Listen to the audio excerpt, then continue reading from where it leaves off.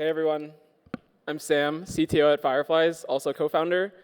Started Fireflies 11 years ago on MIT campus, pivoted 7 times, moved to the Bay Area, ate a lot of Domino's pizza, drank a lot of Soylent, had free office spaces. It's really nice to be back here. I live in New York now, but it's nice to be back in the Bay.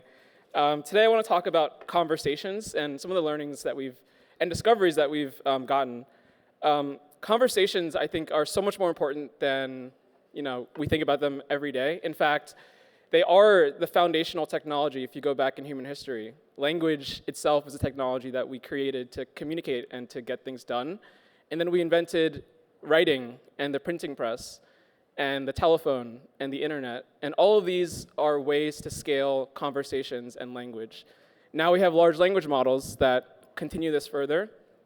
But even still, now there's companies like Fireflies that apply large language models to make work easier. For some of you guys that don't know, Fireflies is an AI note taker.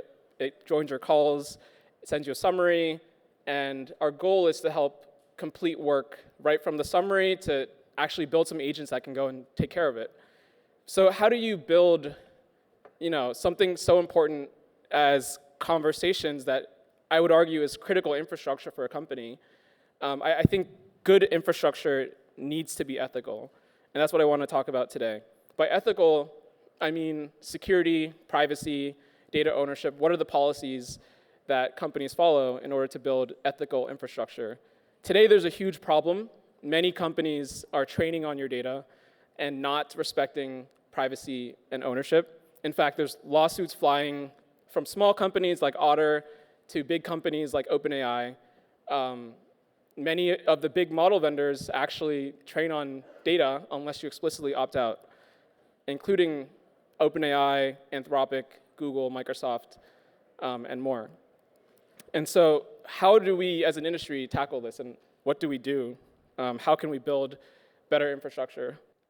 And yeah, so kind of diving into more of this, we believe at Fireflies that you don't need to trade on people's data to build a good product and to monetize. You can actually build a product that respects data privacy, and I think many companies doing this the wrong way is really what I want to call out to.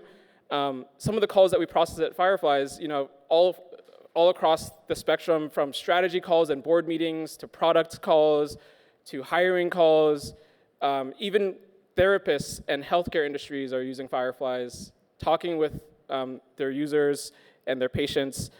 Mental health challenges, all of these things can be addressed in a much better way.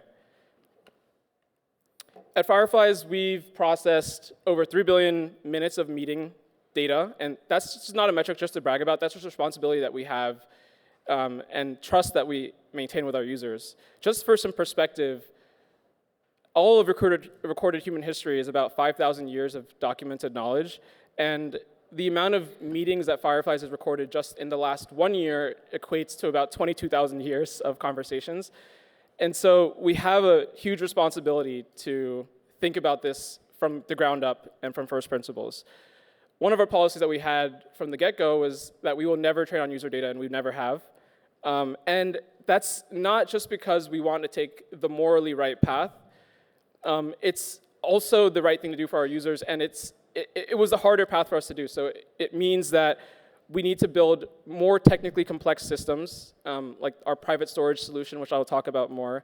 It means that we have to push back against investors when they are asking us to do what other people are doing and to train models. It means that we have to take a long-term view in believing that the core technology and the model vendors will improve the models and not do things like fine-tuning, which was very, very popular in the AI industry.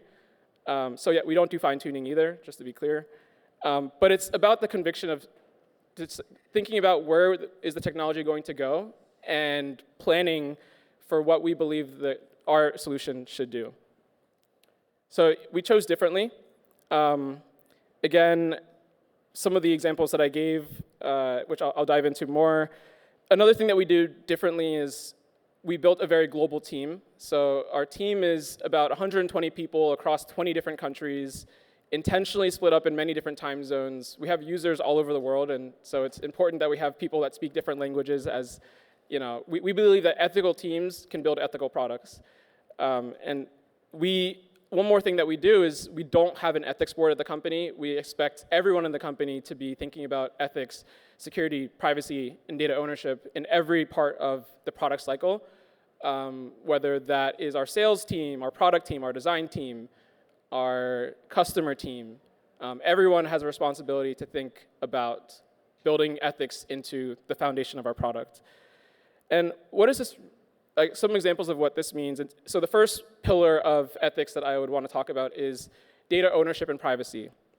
Your data belongs to you at Fireflies. You have the full control to delete it and to maintain the only copy of that data.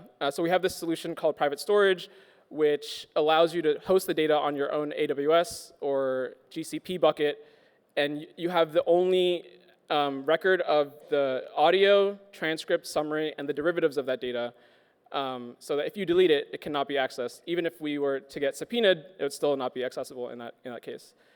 Again, we think about product safety in every part of our product. And like one thing that we do is zero data retention with all of our vendors. We have role-based access controls. So if you're on the sales team, you can only access your sales data. Let me show you what this looks like. I could talk about the principles for a long time, but let me show you a quick demo of what this looks like in practice. So once you build your infrastructure the right way, you can build agents on top that respect that permissioning. So here's an example of me asking Claude, using the Fireflies MCP, to go through all the sales meetings in the company. And as you can see, Fireflies will ask for the permission first, only access the groups that you're looking for, and only be able to access the data that you as a user have already been shared. And so when we were building the agents on top of our infrastructure, that respects all the foundational thinking that we've done in the past. And finally, you'll see that many of the customer requests that we get are focused around security, privacy, integrations, and how do we think about these questions. And so finally, I would urge you guys that as you continue building agents, to think about this from first principles and think about privacy as a human right. Thank you.